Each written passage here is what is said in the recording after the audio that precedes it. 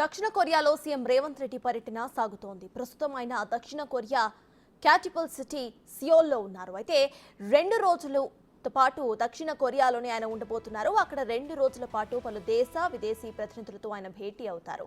ఇక అమెరికాలో సీఎం బృందం పర్యటన ఫలితాలు ఇప్పటికే మనకు కనిపిస్తున్నాయి. 8 రోజుల్లో 50కి పైగా వాణిజ్య సంస్థలతో చర్చలు జరిపారు. ఇక 19 కంపెనీలు 31,532 కోట్ల రూపాయలు ఇన్వెస్ట్ చేసేందుకు ఇప్పటికే ముందుకొచ్చాయి.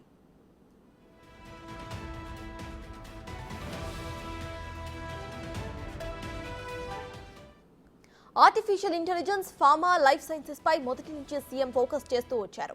ఈ రంగాల్లో పెట్టుబడులకు కంపెనీలు ఆసక్తి చూపించాయి. ఇక విద్యుత్ వాహనాలు, డేటా సెంటర్స్, ఐటీ, ఎలక్ట్రానిక్ రంగాల్లో కూడా పెద్ద ఎత్తున ఇన్వెస్ట్ చేయడానికి పలు సంస్థలు సంసిద్ధతను వ్యక్తం చేశాయి. ఈ కంపెనీల కారణంగానే రాష్ట్రంలో 30,750 కొత్త ఉద్యోగాలు లభించబోతున్నాయని రాష్ట్ర ప్రభుత్వం ఇప్పటికే చెబుతోంది.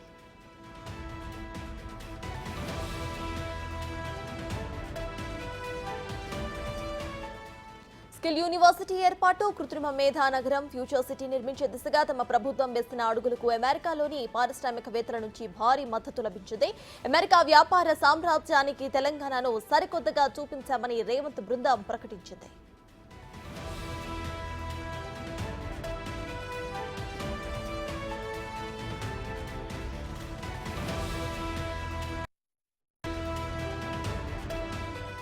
ఈ పర్యటనలో అంతర్జాతీయ కంపెనీలైన కాగ్నిజెంట్, చార్లెస్ స్క్వాబ్, ఆర్సీసీఎం కార్నింగ్, అమెజాన్, ఇక జోయటిస్లు తెలంగాణలో పెట్టుబడులు పెట్టేందుకు ముందుకు వచ్చాయి. అయితే హెచ్సిఏ హెల్త్ కేర్, వివెంట్ ఫార్మా, థర్మోఫిసర్, ఆర్మ్ ఈక్విటీ, ట్రైజన్ టెక్నాలజీస్, మైనార్క్ ట్రాక్టర్స్ కంపెనీలు వారి వ్యాపారాలను విస్తరించేందుకు ఆసక్తిని చూపించాయి.